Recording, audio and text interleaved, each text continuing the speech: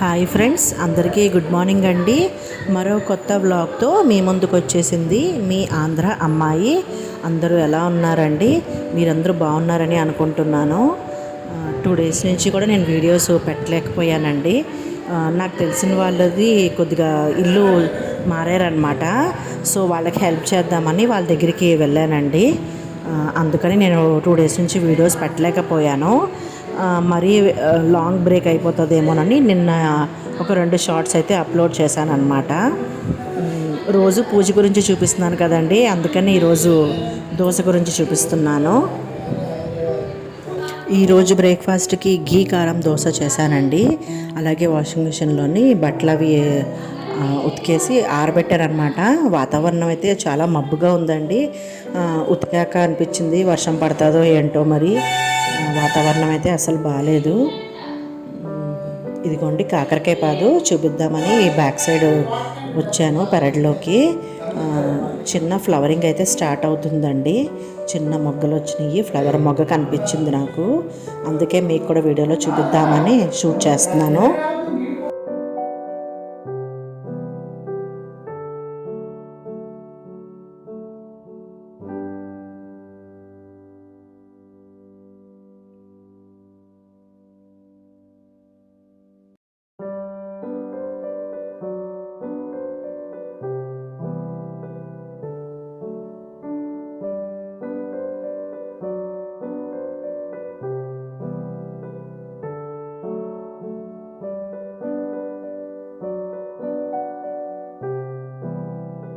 ఈరోజు ఉదయం చేసిన పూజ అండి. దీపారాధన చక్కగా వెలుగుతుంది.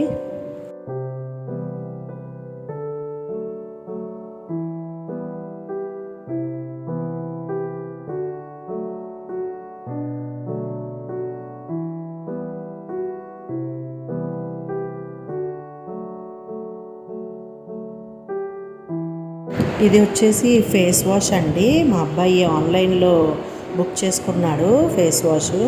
వాడిది చాలా ఆయిలీ స్కిన్. అది కూడా కాకుండా పింపుల్స్ ఈ మధ్య చాలా ఎక్కువ వస్తున్నాయండి. అంటే మరి ఇంక ఇప్పుడే టైంలో వస్తాయి కాబట్టి వస్తున్నాయి. చాలా చాలా ఎక్కువ అవుతున్నాయి. అందుకని నార్మల్ సోప్తో కడిగినా కూడా పోవట్లేదు. అంటే ఫేస్ ఎప్పుడు ఫ్రెష్గా ఉండాలి కదా, ఆయిలీగా ఉండకూడదు కాబట్టి ఇది ఆన్లైన్లోనే బుక్ చేసుకున్నాడు. చెప్పాను కదండి, బట్టలు అయితే ఆరేసాను. మరి వర్షం పడుతుందో ఏమో చూడాలి.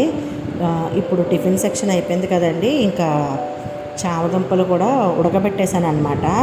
ఈసారి కుక్కర్లో పెట్టలేదు, మామూలుగా దాకలో పెట్టాను. ఇప్పుడు అవి ఉడికిపోయినాయి కదా, అందుకని ఇప్పుడు పులుచేస్తున్నాను. చెప్పాను కదండి థంబ్నెయిల్లోని, చామదుంపల పులుసు అని. చాలా చాలా టేస్టీగా ఉంటుందండి. ఇది మనము కానీ అవి దొరికినప్పుడు ఖచ్చితంగా వండుకొని తినాలండి. ఫ్రై అయినా కానీ పులుసు అయినా కానీ ఆరోగ్యానికి ఎంతో మేలన్నమాట చామదుంపలు. మీరు కూడా ఇంట్లో ట్రై చేయండి. అలాగే మనకు దొరికినప్పుడల్లా కంద కానీ, తర్వాత కర్రపెండలము, ఇవి కూడానండి మన ట్రెడిషనల్ రూట్స్ అన్నమాట. సో ఇవి తప్పకుండా మనము ఒక్కసారైనా సరే 2-3 నెలల్లో ఒక్కసారైనా సరే మనం తీసుకోవాలండి. కర్రపెండలము, చిలకడ దుంప, అంటే మామూలు దుంప కంటే కూడా చిలకడ దుంప చాలా చాలా మంచిదండి. తప్పకుండా మనం తీసుకోవాల్సిన వెజిటేబుల్స్ అన్నమాట ఇవి, దుంపలు. మీకు దొరికినప్పుడు మాత్రం రైతు బజార్లో మిస్ చేసుకోకండి. తీసుకొచ్చి చిలకడ దుంపని చక్కగా కూర కూడా వండుకోవచ్చు. చిలకడ దుంప ఉట్టిగా సాల్ట్ వేసుకొని ఉడకబెట్టుకొని తింటే కూడా బాగుంటుంది. అలాగే కర్రపెండలం కాల్చుకొని తినచ్చు, లేదా ఉడకబెట్టుకొని తినచ్చు, లేదా చాలామంది పచ్చిది కూర వండుకొని తింటారండి. ఈసారి నేను కూర వండినప్పుడు నేను అది వీడియో షూట్ చేస్తాను.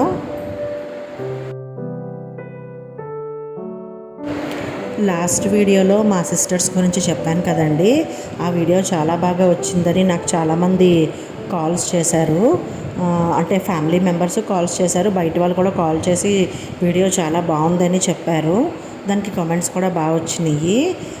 కాకపోతే మా లాస్ట్ సిస్టర్కి మాత్రము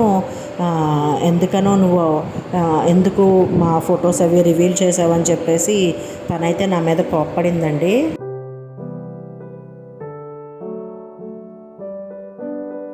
చామదుంపలన్నీ ఒలిచేసాను కదండి. పులుసు అంటే ఇంకా ఉల్లిపాయలు పచ్చిమిరపకాయలు కట్ చేసుకోవాలి కదా. దానికోసమని ఉల్లిపాయలు తీసుకున్నానండి. పులుసులోకి ఉల్లిపాయలు కాస్త ఎక్కువే పడతాయండి, అప్పుడే మనకి పులుసు కూడా ఒదిగి వస్తుంది అన్నమాట.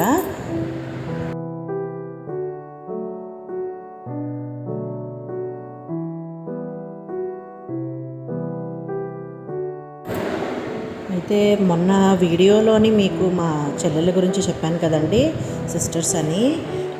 ఇకపోతే నాకు తమ్ముళ్ళు కూడా ఉన్నారండి, 5 తమ్ముళ్ళు అనమాట. అందరి గురించి చెప్పాలంటే ఒక వీడియోలో కుదరదు కదండి, అందుకే పోయిన వీడియోలో మా చెల్లెల గురించి చెప్పాను. ఇకపోతే ఈరోజు 5 తమ్ముళ్ళు నాకు కదా, 5గురిని కూడా ఒక వీడియోలో పెట్టడం అంటే వీడియో చాలా లెంతీ అయిపోతుందండి. లెంతీ అయిపోతే మళ్ళీ మీరు కూడా చూడడానికి పెద్దగా ఇష్టపడరు.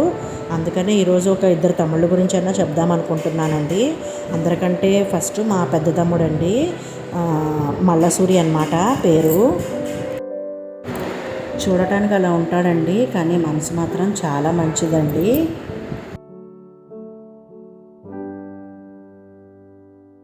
చూసారా ఇక్కడ ఎంత అమాయకంగా ఉన్నాడో, చాలా చాలా మంచివాడండి. ఇంటికి ఎవరు వచ్చినా కూడా చాలా మర్యాద చేస్తారండి. అసలు అక్క చెల్లెలమైన మమ్మల్ని కూడా మాటి మాటికి అంటే నెలలో 2 సార్లు 3 సార్లు కూడా ఊరికే ఫోన్లు చేయడము, పిలిచి ఇంటికి రండి, ఇంటికి వచ్చి ఉండండి అని చెప్పి పిలుస్తూ ఉంటాడండి. కానీ మాకే భయం వేసి ఎక్కువగా వెళ్ళమండి. చాలా వరకు అవాయిడ్ చేయడానికి ట్రై చేస్తూ ఉంటాము.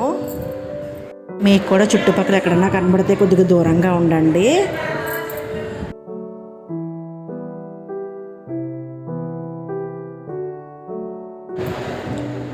ఇక ఇంకొక తమ్ముడు గురించి కూడా చెప్తానండి.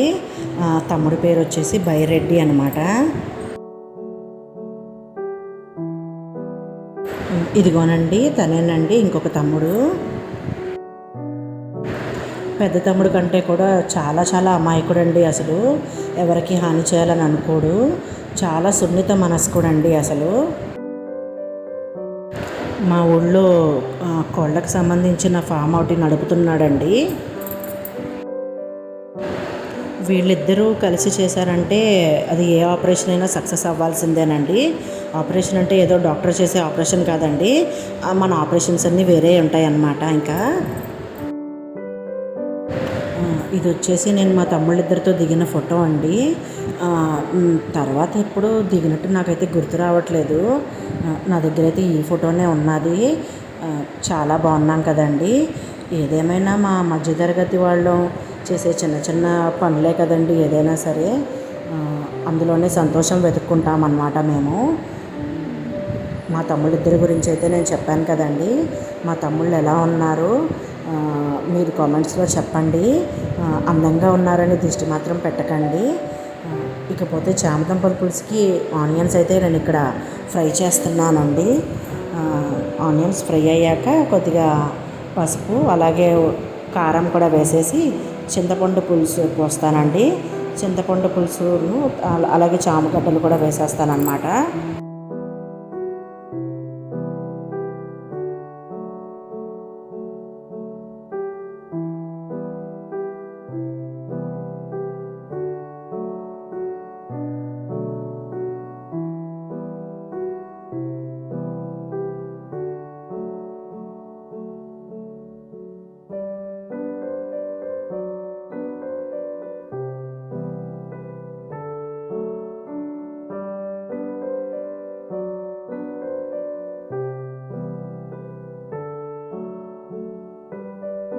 వేసి నానబెట్టి పెట్టుకున్నాను నేను.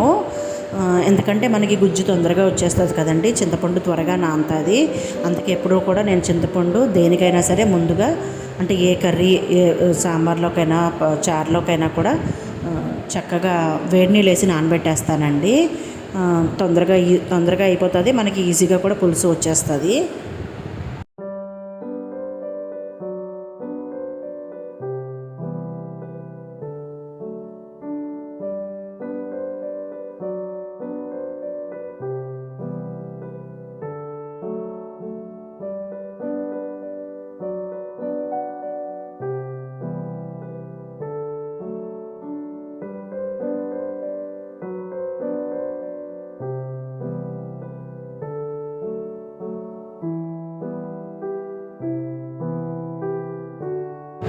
అన్నీ వేసేసామంటే ఇంక ఇందులో వేయాల్సినవి ఏమీ లేవు. మొత్తం అన్ని ఇంగ్రీడియంట్స్ అన్నీ కలిపేసాము. ఇప్పుడు ఇంకా పులుసు మరిగిపోయి కాస్త చిక్కబడితే దించేసుకోవచ్చండి. చామగడ్డలు అయితే ఆల్రెడీ ఉడికినాయే కదా, సో ఎక్కువ ఉడకబెట్టాల్సిన అవసరం లేదండి. పులుసు దగ్గర పడితే సరిపోతుంది. చూసారా పులుసు ఎంత బాగా వచ్చిందో. కాస్త చిక్కబడితేనండి పులుసు రెడీ అనమాట. ఇంకా సర్వింగ్ చేసేసుకోవచ్చండి. రెడీ అయితే అయిపోయింది. పొయ్యి కూడా కట్టేసుకుంటున్నాను నేను. ఇక భోంచేసేద్దాము.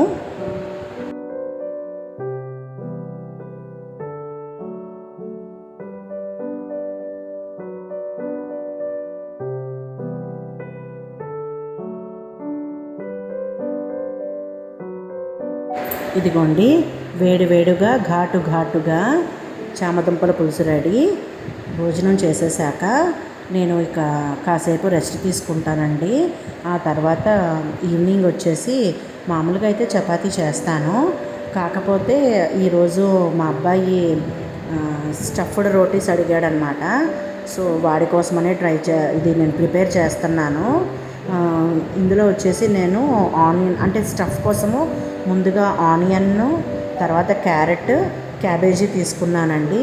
ఇందులో క్యాప్సికమ్ కూడా ఉంటే చాలా బాగుంటుంది. నాకైతే ఇంట్లో క్యాప్సికమ్ లేదు. మేమైతే వెజిటబుల్స్ వీక్లీ వన్సే తెచ్చుకుంటామండి. మధ్యలో ఇంకేం తీసుకురాము. అంటే మధ్యలో మళ్ళీ తీసుకొస్తే ఫస్ట్ నుంచి ఉన్నాయి కూడా వేస్ట్ అయిపోతాయి కదా, అందుకని. సో క్యాప్సికమ్ లేదు, నేను యాడ్ చేయట్లేదు అందుకని. కాకపోతే మీరు చేసుకున్నప్పుడు క్యాప్సికమ్ కూడా యాడ్ చేసుకోండి. మరింత ఫ్లేవర్ఫుల్గా ఉంటుందండి. చాలా టెంప్టింగ్గా ఉంటుంది తినడానికి కూడాను. ఇప్పుడు ఈ కూరగాయలన్నీ కూడా చక్కగా చిన్న ముక్కలుగా కట్ చేసుకోవాలండి. అందుకనే నేను కట్టర్ యూజ్ చేస్తున్నాను. అంటే మామూలుగా చాక్తో ఎంత చిన్నగా కోసినా కూడా ఎక్కడో అక్కడ పెద్ద ముక్కలు అయితే ఉండిపోతాయండి. చపాతీ పామేటప్పుడు ఏంటంటే ఆ పెద్ద ముక్కలే మనకి చపాతీ పామేటప్పుడు కొద్దిగా ఇబ్బంది అనిపిస్తాయి. అందుకని కట్టర్ అయితే కనుక ప్రతి ముక్క కూడా సమానంగా కట్ అవుతుందండి. పైగా మనకి ఎంత చిన్నగా కావాలంటే అంత చిన్నగా కట్ చేసేసుకోవచ్చు అనమాట. అలాగని మరీ చిన్నగా కట్ చేస్తే ఏంటంటే వాటర్ వచ్చేస్తుందండి. అంటే ఆనియన్స్లో వాటర్ ఉంటాయి కదా, సో వాటర్ ఎక్కువ ఉండకూడదు, మనకి పొడిలాడుతూ రావాలండి. మధ్యలో స్టఫ్ వాటర్ వచ్చేస్తే చపాతీ నీరుగా అయిపోతుంది, బాగోదు. అందుకని మరీ మెత్తగా కాకుండా కొంచెం లైట్గా క్రష్ చేసినట్టుగా రావాలన్నమాట. ఫస్ట్ అయితే ఆనియన్స్ కట్ చేసేసుకున్నాను నేను. ఇప్పుడు ఇక క్యారెట్ కూడా కట్ చేసుకుంటున్నాను. ఈ కట్టర్ అయితే నాకు చాలా బాగా యూజ్ అవుతుందండి. 180 రూపీస్కి నేను కొనుక్కున్నాను. అసలు చక్కగా వచ్చేస్తుందండి. నాకు పెద్దగా టైం తీసుకోవట్లేదు. అది ఎంత పెద్ద వంటలైనా కూడా కటింగ్కే మనకి ఎక్కువగా టైం పడుతుంది కదండి. సో ఆ కటింగ్కి టైం వేస్ట్ కాకుండా ఉంటుందన్నమాట. ఆనియన్స్, క్యారెట్ ఆల్రెడీ క్రష్ చేసుకున్నా కదా. ఇప్పుడు ఇక క్యాబేజీ కూడా నేను అందులోనే వేసేస్తున్నానండి. కాకపోతే అందులో పట్టేలాగా కొద్దిగా ముక్కలు కట్ చేసి వేసుకుంటే అందులో పడతాయి కాబట్టి తొందరగా క్రష్ అయిపోతుంది అన్నమాట.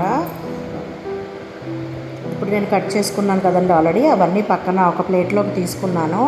పాన్ మీద కొద్దిగా ఆయిల్ వేసి కొద్దిగా వేసుకోవాలండి, జస్ట్ 1 స్పూను సరిపోతుంది. ఈ ముక్కలన్నీ వేసేసుకొని కాస్త మగ్గనివ్వాలి. ఇందులో ఇప్పుడు మనము సాల్ట్ కూడా యాడ్ చేసుకుందామండి. సాల్ట్ వేస్తే ముక్కలన్నీ ఫాస్ట్గా మగ్గిపోతాయి కదా, అందుకని కొద్దిగా సాల్ట్ వేసి మూత పెడితే ముక్కలన్నీ కూడా కాస్త మెత్తబడతాయండి.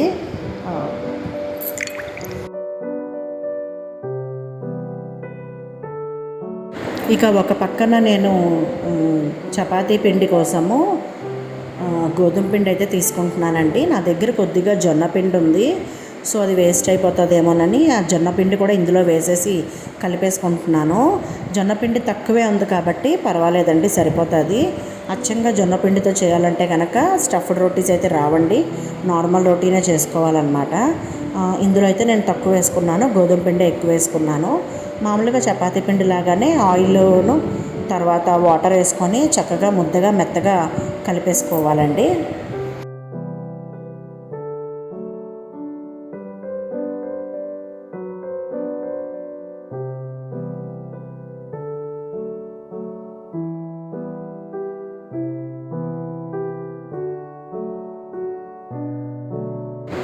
చపాతీ పిండి కలుపుకునేది కూడా నా దగ్గర ఉన్నదండి మిషను, కాకపోతే చాలా తక్కువ వాడతాను. ఎక్కువ వాడను. చుట్టాలు ఎవరైనా వస్తే పిండి ఎక్కువ పడుతుంది కాబట్టి ఆ టైంలో చేత్తో చేయడము కష్టం కాబట్టి ఆ టైంలో మాత్రమే నేను అది వాడతానండి.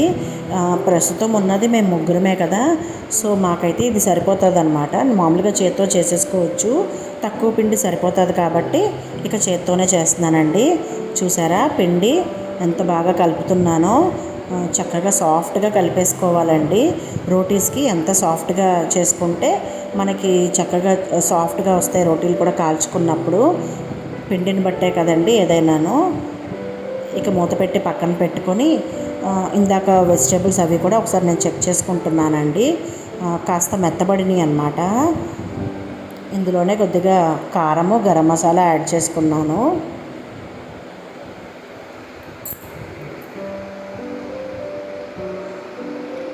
ఇప్పుడు ఇందులోనే కొద్దిగా నేను సోయా సాస్ వేస్తున్నానండి. కొద్దిగా సోయా సాస్, అలాగే నేను పచ్చిమిరపకాయలు వేయలేదు కదండి, అందుకని చిల్లీ సాస్ యాడ్ చేస్తున్నాను అనమాట. పచ్చిమిరపకాయలు ఎందుకు వేయలేదంటే ఆల్రెడీ రోటీలోకి కర్రీలో పచ్చిమిర్చి వేస్తాం కదండి, కారంగానే ఉంటుంది కర్రీ. సో ఇందులో కూడా వేస్తే రెండు కారం అయిపోతాయండి, అందుకనే వేయట్లేదు. చిల్లీ సాస్లో అయితే చిల్లీస్ మనకి కాస్త అంత ఎక్కువగా ఘాటు ఉండవు కదా, లైట్గా ఉంటుంది కాబట్టి చిల్లీ సాస్ వేస్తున్నాను. ఇక ఫైనల్గా కొత్తిమీర వేసుకున్నానండి. కొత్తిమీర వేసుకుంటే మంచి ఫ్లేవర్ వస్తుంది అన్నమాట. మన స్టఫ్ అయితే రెడీ అయిపోయిందండి. కాకపోతే ఇప్పుడు ఇది వేడిగా ఉంది కదా, ఇది కాస్త చల్లారాలి. దాన్ని మనం ఫ్యాన్ కింద పెట్టేసుకుందాము. ఇప్పుడు ఇక ఈ రోటీస్ కోసం అయితే కర్రీ చేయాలి కదండి, దానికోసం నేను ఆలూ కర్రీ చేస్తున్నానండి. నార్మల్ ఆలూ కర్రీయేనండి, దీనికేమీ నేను ప్రత్యేకించి చెయ్యట్లేదు. అంటే రోటీస్ చేయడానికి టైం పడుతుంది కదా, సో అందుకని మామూలుగా ఉల్లిపాయలు, పచ్చిమిరపకాయలు కోసేసి బంగాళదుంపలు చిన్న ముక్కలుగా చేసిన బంగాళదుంపలు వేసేసి ఉప్పు, కారము, పసుపు, ఉడకడానికి సరిపడా వాటర్ వేసుకుంటే బంగాళదుంపల కూర అయితే రెడీ అయిపోతుందండి. ఈ బంగాళదుంపల కూర అయితే చాలా చాలా సింపుల్గా చేస్తున్నాను నేను.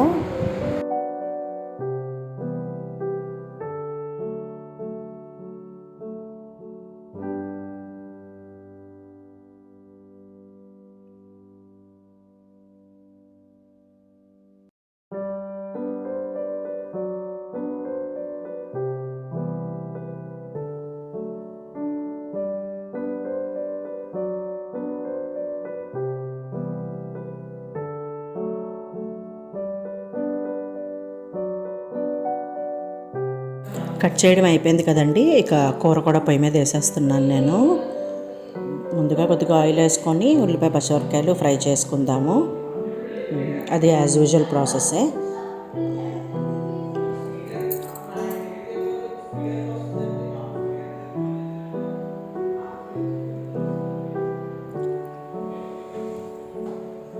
సో ఈ కర్రీ మీకు బోరు కొట్టకుండా ఫాస్ట్గానే పెట్టానండి వీడియోని. ఎందుకంటే నేను చెప్పడమే మీకు చెప్పాను కదా, నార్మల్గా యాజ్ యూజువల్ కర్రీ అండి. కర్రీ గురించి అయితే నేనేమీ స్పెషల్గా చేయట్లేదు అని చెప్పాను కదా, అందుకని ఇంక ఇది ఫాస్ట్ ఫార్వర్డ్లో పెట్టాను అనమాట ఈ కర్రీ యొక్క వీడియో. ఎందుకంటే మరీ లెంత్ అయిపోతుంది కదండి, అందుకని. బంగాళదుంపలు కూడా వేసేసాను కదండి, ఉప్పు, కారం, పసుపు వేసేసాను. వాటర్ వేసేసుకుంటే ఇంకా బంగాళదుంపలు ఉడికిపోతాయి అన్నమాట.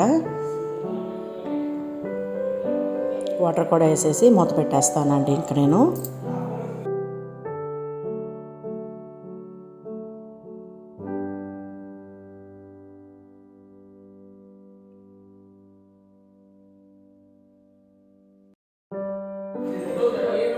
కూర పొయ్యి మీద వేస్తాను కదండి, ఇంకా చపాతీ ప్రాసెస్ నేను స్టార్ట్ చేసేస్తున్నాను. ముందుగా పిండి ఆల్రెడీ కలిపిందే, కానీ మళ్ళీ కాస్త మదాయిస్తే సాఫ్ట్గా వస్తాయని చేస్తున్నానండి. అలాగే ఉండలు కూడా తీసుకోవాలి కదా, దానికోసము అన్ని ఉండలు సమానంగా రావాలని ఇలాగా క్వాంటిటీ అది సేమ్గా ఉండేలాగా చాక్తో కట్ చేసుకుంటున్నానండి. ఆ కట్ చేసుకున్న దాన్ని ఇప్పుడు ఉండల కింద చుట్టుకుంటాను అనమాట నేను.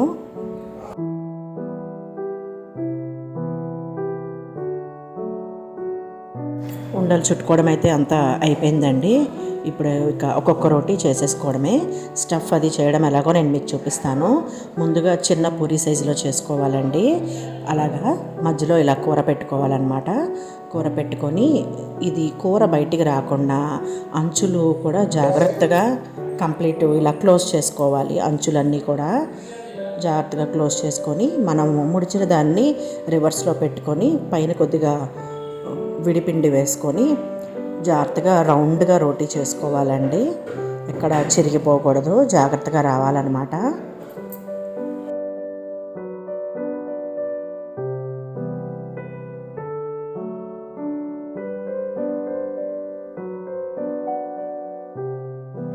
ఇప్పుడు ఇక రోటీ తయారైంది కదండి. పాను వేడిగా ఉందో లేదో చూసుకొని ఈ రోటీని అయితే నేను వేసేసుకున్నాను. ఇంకొక దానికి కూడా నేను రెడీ చేసుకుంటున్నాను. అలాగే ఈ రోటీని మీడియం గ్యాస్ మీడియంలో పెట్టుకొని అటు ఇటు కూడా జాగ్రత్తగా కాల్చుకోవాలండి. ఆయిల్ వేసుకుంటూ దగ్గరుండి చూసుకోండి, ఎందుకంటే మాడకుండా జాగ్రత్తగా రెండు వైపులో కూడా దోరగా కాలేలాగా చూసుకోవాలి. లోపల కర్రీ అయితే ఆల్రెడీ ఫ్రై అయింది కాబట్టి పెద్ద ప్రాబ్లం లేదు. బయట చపాతీ పిండి మాత్రము జాగ్రత్తగా కాల్చుకోండి.